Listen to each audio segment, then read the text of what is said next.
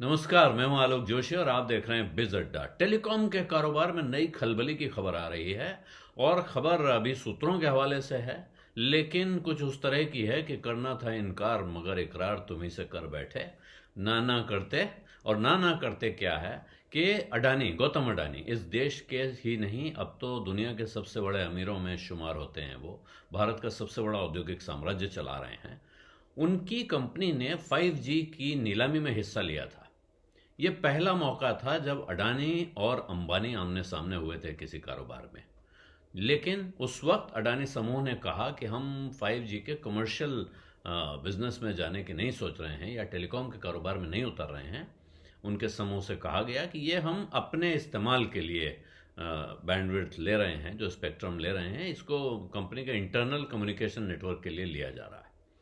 लेकिन अब खबरें ऐसी आ रही हैं, और ये अखबार की खबर है, लेकिन अखबार की खबर उनके न्यू ईयर एड्रेस के हवाले से है कि गौतम अडानी जी ने अपनी कंपनी के लोगों को जो न्यू ईयर एड्रेस दिया है, उसमें उनकी तरफ से अब इशारा आ रहा है कि वो एंटरप्राइज 5G सर्विसेज लॉन्च करने की तैयारी कर रहे हैं और साथ में कंज्यूमर एप्स भी लॉन्च करेंगे, B2C। जो उनका 5G सर्विस होगी वो तो कंपनियों के लिए होगी, यानी एंटरप्राइजेस के लिए कंपनियां उनकी सेवा ले सकेंगी। मेरे और आपके जैसे कंज्यूमर सीधे उस सेवा का लाभ नहीं उठा पाएंगे, हमको नहीं मिलेगा। लेकिन इसके साथ वो एप्स लॉन्च करेंगे जो B2C एप्स होंगे। और ये जो एप्स वाला लॉन्च है, ये एक बड़ा सरप्राइजिंग सी चीज़ आ रही है इस कंपनी की तरफ से। जब 2022 में पिछले साल 5G ऑक्शन हुए थे, तो उस वक्त ये बात बहुत जोर दे के कही गई थी कि उनका कोई कंज्यूमर मोबिलिटी स्पेस में, जहां रिलायंस जियो और भारतीय एयरटेल का बड़ा बोलबाला है, वहां जाने का उनका कोई इरादा नहीं है। लेकिन अब जो दिख रहा है कि अब वो अपना कारोबार फैला रहे हैं, और न सिर्फ भारत में फैला रहे हैं बल्कि बाहर भी फैला रहे हैं। ऐसे में वो आर्टिफिशियल इंटेलिजेंस और मशीन लर्निंग, AI और ML, इन पर फोकस करना चाहते हैं, और साथ में industrial cloud capabilities. Industrial cloud capability का अर्थ है कि बड़ी बड़ी इंडस्ट्रीज के लिए क्लाउड कंप्यूटिंग का सॉल्यूशन देना, कि आपका सारा नेटवर्क वो क्लाउड पर उपलब्ध करा देंगे। आपको अपना इंफ्रास्ट्रक्चर रखने की ज़रूरत नहीं है, ख़ास तौर पे नेटवर्किंग के लिए। और साथ में वो डेटा सेंटर का काम भी बढ़ा रहे हैं। अभी उनका ये कहना है कि हम भारत में पूरी तरह इन्वेस्टेड हैं, यानी कि हम भारत की समृद्धि में योगदान कर रहे हैं।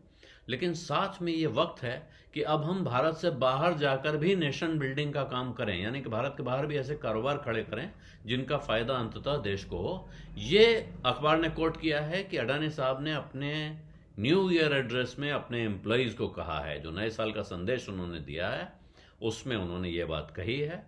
और वहीं ये किस्सा खुल रहा है कि वो कैसे 5G नेटवर्क शुरू करने की तैयारी कर रहे हैं, कि वो 5G सर्विसेज शुरू करेंगे और बिजनेस टू कंज्यूमर एप्स लाएंगे, जिससे बहुत सारे लाखों करोड़ों कस्टमर अलग अलग कंपनियों के इस ऐप के जरिए जुड़ जाएंगे इस पूरे एनवायरनमेंट के साथ।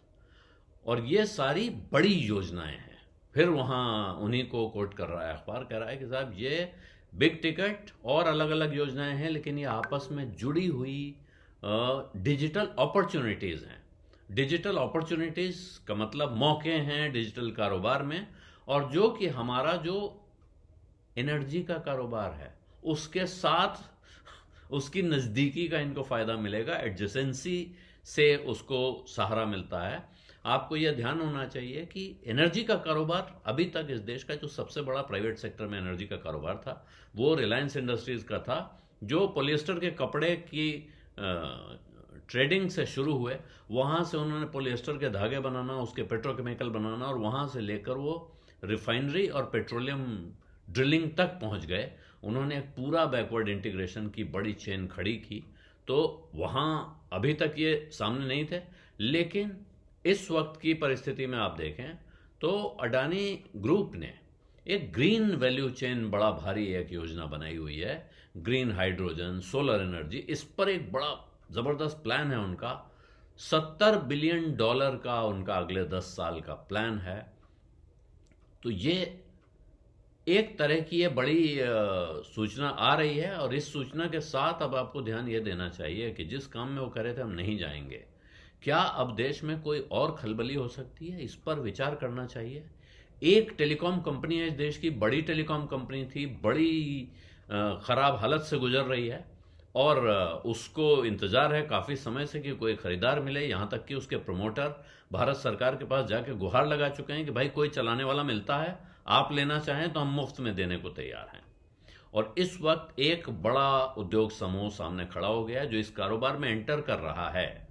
वो एंटर कर चुका है, बाकायदा 5G ऑक्शन में स्पेक्ट्रम ले चुका है, लेकिन क्या अब वो यहाँ कंपनियों के लिए 5G सॉल्यूशन प्रोवाइड करने पर रुक जाएगा, या इसके आगे बढ़ेगा और वो टेलीकॉम के धंधे में भी अपने पैर फैलाएगा, और फिर वो रिलायंस के मुकेश अंबानी हो या एयरटेल के सुनील मित्तल, इनको भी सीधी चुनौती देने की तैयारी करेगा। ये सवाल है, इस सवाल का जवाब जब सामने आएगा तब जवाब दिया जाएगा। फिलहाल ये सवाल और गहरा रहा है, गंभीर हो रहा है अडानी की तरफ से ये संकेत आने के साथ। बिज़ अड्डा में आज इतना ही। अब इजाजत दीजिए। धन्यवाद, नमस्कार।